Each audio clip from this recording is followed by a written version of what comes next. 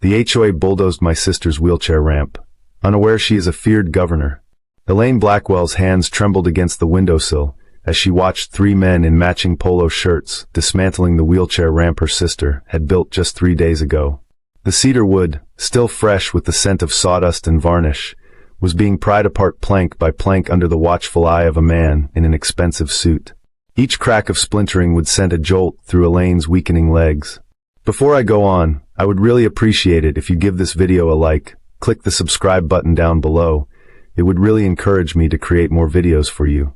Thank you so much. Alright, let's continue.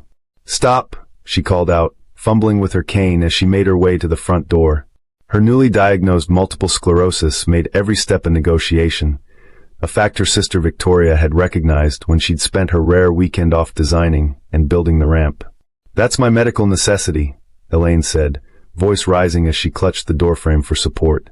I need that to access my home. Richard Hargrove, president of the Oakwood Estates Homeowners Association, merely adjusted his gold cufflinks and offered a smile that didn't reach his eyes. Ms. Blackwell, we've been through this. All external modifications require prior approval from the Architectural Committee. He gestured toward the half-dismantled ramp with manicured fingers. This structure violates at least 7 different provisions in our community guidelines. Elaine felt heat rising to her face. She'd moved to Oakwood Estates just a month ago to be closer to the state's best MS specialists, not to get ensnared in bureaucratic nonsense. My condition is progressing faster than expected. I don't have time for your paperwork and committees. She straightened herself as much as her pain would allow. My sister built this herself to help me maintain my independence. Your sister should have known better, Richard replied, checking his watch impatiently. Professional contractors only, permits filed 60 days in advance, materials approved by the committee. He recited the rules with practiced efficiency. We have standards here at Oakwood Estates. Standards that protect everyone's property values. Elaine gripped her cane tighter. My sister is Victoria Blackwell. She specifically designed this ramp to complement the aesthetic of the house. She watched Richard's face for any sign of recognition, any hint that he understood the gravity of the situation. She'll be furious when she hears about this. Richard barked out a laugh, directing the workers to continue. I don't care if your sister is the governor, Ms. Blackwell. This eyesore wasn't approved, and it's coming down today. He turned away, dismissing her with a wave. File the proper paperwork like everyone else. No exceptions. The irony of his statement might have been amusing if it weren't so devastating. Elaine felt her legs weakening and retreated inside before they could give out completely. Through the window, she watched as the last of the ramp was loaded into a truck, leaving behind only screws scattered across her manicured lawn like fallen stars. Her chest tightened with a familiar sensation, the same helplessness she'd felt when her doctor had confirmed her diagnosis. Back in her living room, Elaine lowered herself into her chair and stared at the framed photograph on her side table. Victoria on Inauguration Day, her hand on the state constitution, face solemn with the weight of her oath. Governor Victoria Tory Blackwell, the youngest governor in the state's history and a fierce advocate for disability rights since watching her sister's early struggles with MS symptoms. Elaine's fingers shook as she picked up her phone and dialed her sister's private number. Tears streamed down her face as Victoria answered on the second ring. They just bulldozed the ramp you built, Tory, she whispered, her voice breaking. The HOA president said he didn't care if you were the governor. She paused, hearing her sister's sharp intake of breath. He said it was an eyesore. There was a moment of silence on the line, the kind of silence that preceded storms. When Victoria finally spoke, her voice was terrifyingly calm, a tone Elaine recognized from countless political showdowns. Don't worry, Elle, the governor said. I'll handle this personally. Governor Victoria Blackwell gripped her polished mahogany desk, so tightly her knuckles blanched white against the dark wood. Her chief of staff, Marcus Chun, watched with growing concern as she set down her phone with deliberate slowness. The governor's office, with its imposing state seal and floor-to-ceiling windows overlooking the Capitol, suddenly felt charged with dangerous electricity. Richard Hargrove, Victoria finally said, her voice controlled in a way that made Marcus straighten his posture.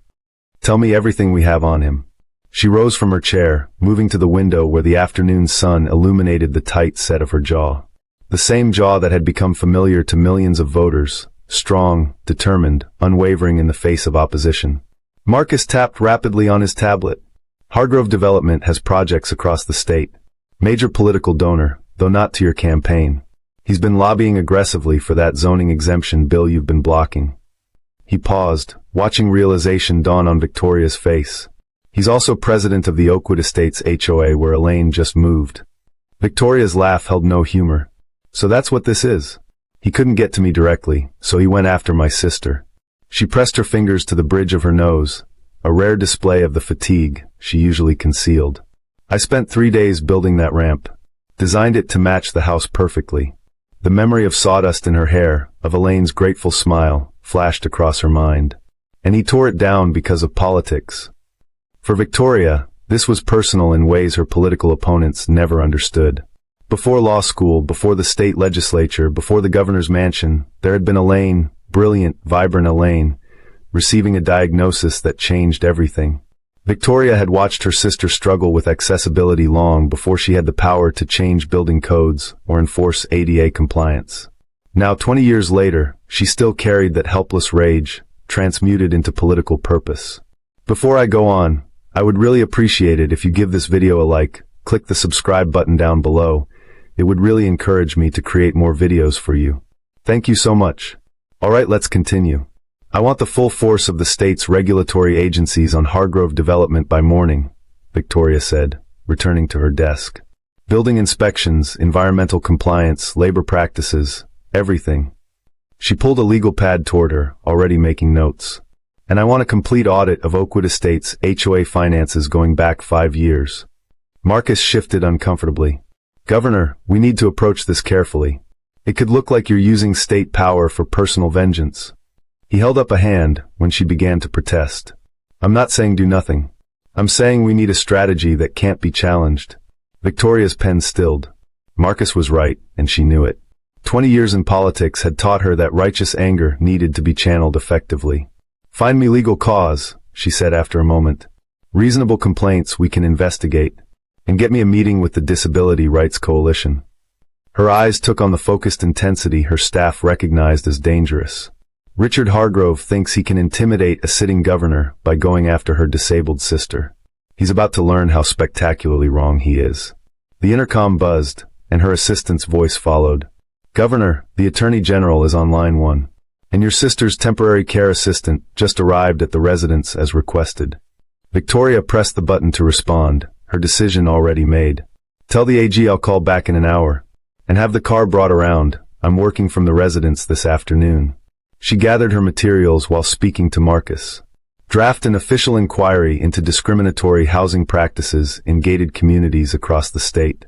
Today, as her security detail prepared for the short drive to the governor's residence, Victoria sent a text to Elaine. Asterisk moving you here temporarily. Already working on solutions. Love you. Asterisk she tucked her phone away, a plan forming with each passing moment. I won't just rebuild that ramp, she told Marcus as they walked toward the elevator. I'll tear down the whole rotten system that allowed this to happen. Richard Hargrove sipped his morning coffee, sprawled comfortably in his home office as sunlight spilled across architectural plans for Hargrove Plaza, his most ambitious development yet. The proposed luxury complex would transform 15 acres of formerly protected wetlands into high-end condominiums, once Governor Blackwell's environmental objections were overcome. His phone buzzed, coffee sloshing over the rim of his monogrammed mug as he recognized the number of his company's legal counsel. This better be important, David, Richard answered, already irritated by the interruption. His smugness evaporated as the attorney's words registered. State investigators had arrived unannounced at Hargrove Development's main office with warrants to examine financial records, permit applications, and environmental impact studies. Simultaneously, another team was requesting access to all Oakwood Estates HOA documents. On what grounds? Richard demanded, standing so abruptly his chair rolled backward and struck the wall. 10 miles away, Victoria sat in her office at the governor's residence, reviewing the preliminary findings her team had already uncovered. The State Housing Authority had received multiple complaints about Oakwood Estates over the past 3 years, all seemingly buried in bureaucratic limbo. For residents with disabilities had filed discrimination claims after being denied reasonable accommodations. Environmental assessments for 3 Hargrove properties showed concerning discrepancies that warranted closer examination. "Governor, you need to see this," said Layla Washington, the state's top investigator for housing discrimination. She placed a folder on Victoria's desk. Oakwood Estates maintains 2 sets of architectural guidelines. The public version and, she tapped a finger on the document, the internal version with a point system for delaying or denying modifications requested by undesirable residents. Victoria's stomach clenched as she read the explicit instructions for using technical requirements to force out residents who didn't fit the neighborhood's aesthetic vision. At the Oakwood Estates Community Center, financial auditors discovered HOA funds had been regularly diverted to a community improvement account that showed suspicious transfers to Hargrove Development Consulting Services. The tangled web of self-dealing was methodically documented, each transaction building a case that stretched beyond simple conflict of interest into potential criminal misconduct. HOA directors, all with connections to Hargrove's various enterprises, had rubber-stamped decisions that primarily benefited their president. By afternoon, Victoria had relocated Elaine to a fully accessible guest suite in the governor's residence. "It's just temporary," she assured her sister, who sat wrapped in a blanket despite the warm day, her body still processing the shock of yesterday's confrontation. "Until we sort this out." Elaine nodded silently, the ordinarily vibrant professor subdued by the combination of her advancing symptoms and the violation of her home. Victoria squeezed her hand gently before returning to work, her resolve hardening with each new piece of evidence. Marcus coordinated with the state's investigators, ensuring that every procedural step was documented meticulously. "We're building an airtight case," he told Victoria.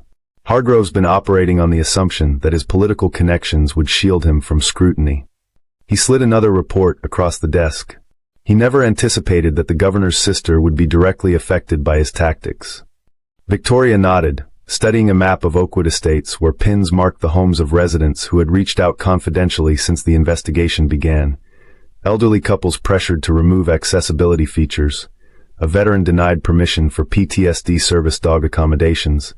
A family with a special needs child fined repeatedly for therapeutic equipment in their fenced backyard.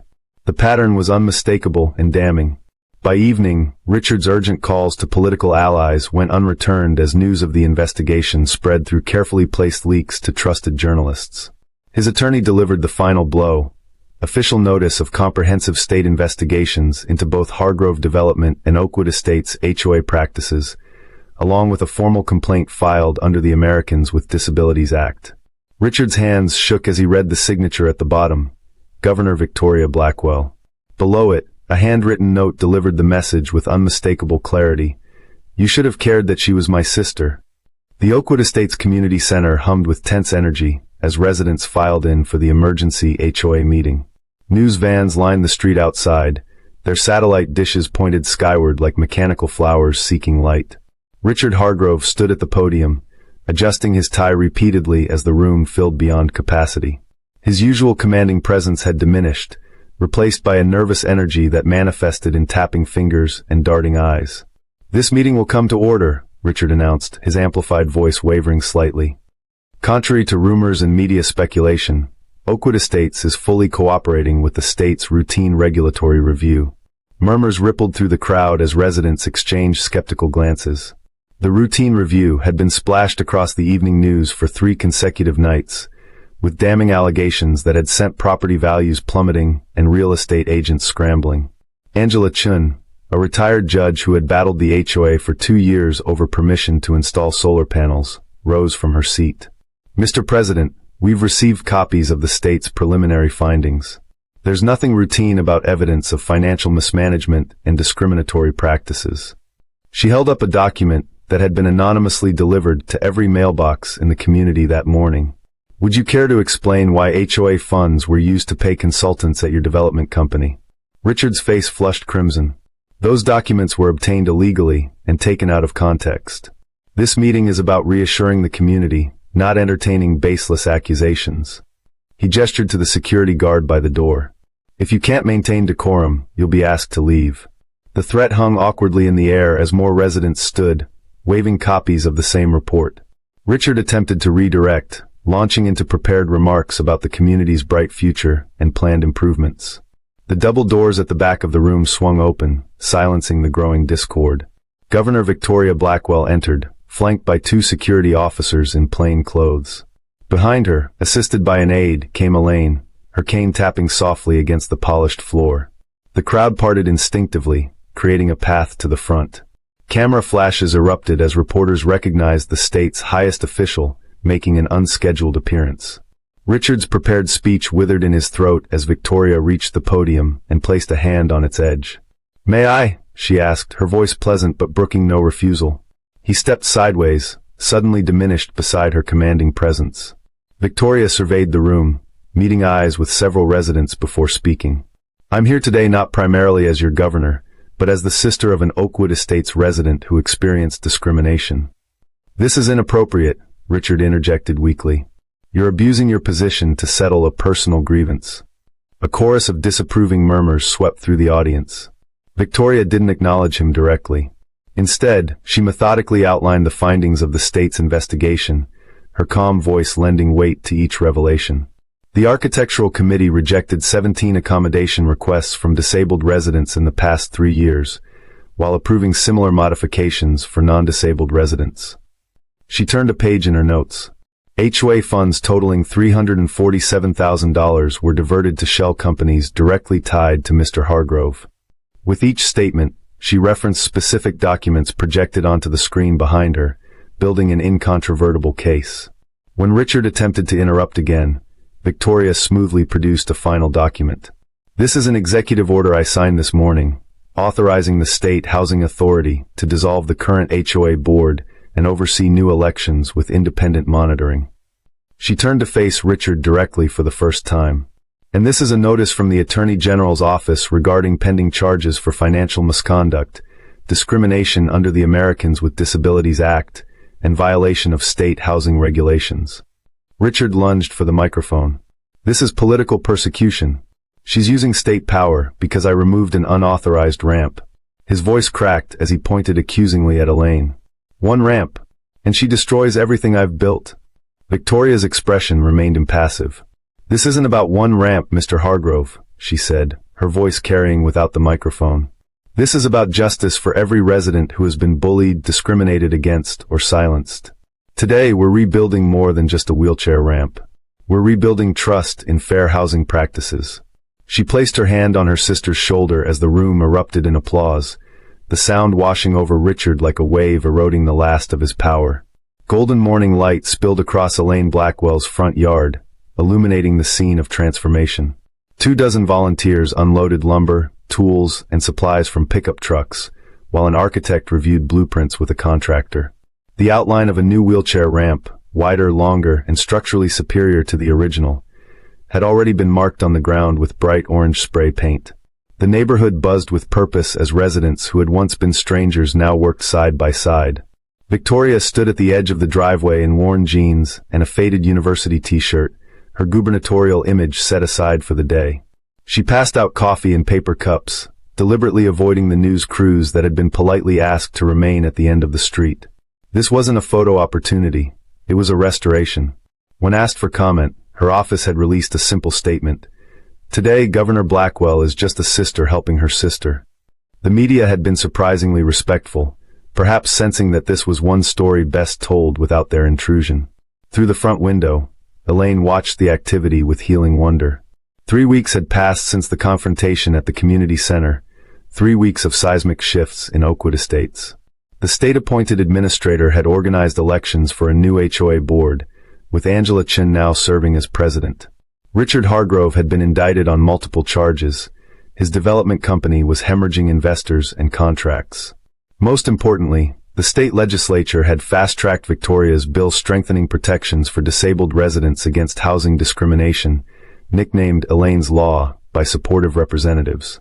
"Ready to see your new ramp?" Victoria asked, entering the living room where Elaine sat with a cup of tea. Her sister nodded, moving carefully with her cane toward the front door. Together, they stepped onto the porch, where the construction crew had just finished installing the handrails. The new ramp curved gently through the garden, incorporating a seating area halfway down, a thoughtful addition for days when Elaine needed to rest. The cedar wood gleamed with fresh sealant, and the design complemented the house so perfectly it seemed to have grown organically from the foundation. "It's beautiful," Elaine whispered, tears welling in her eyes. Better than the first one. Victoria squeezed her sister's shoulder, her own throat tight with emotion. This ramp represented more than accessibility. It was a symbol of dignity restored, of justice served, of community rebuilt. As Elaine made her way down the ramp for the first time, neighbors applauded spontaneously.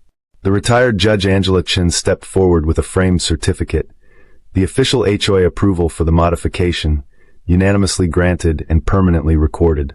By late afternoon, the construction crew had packed up their tools, and the volunteers had transformed the yard into a celebration space.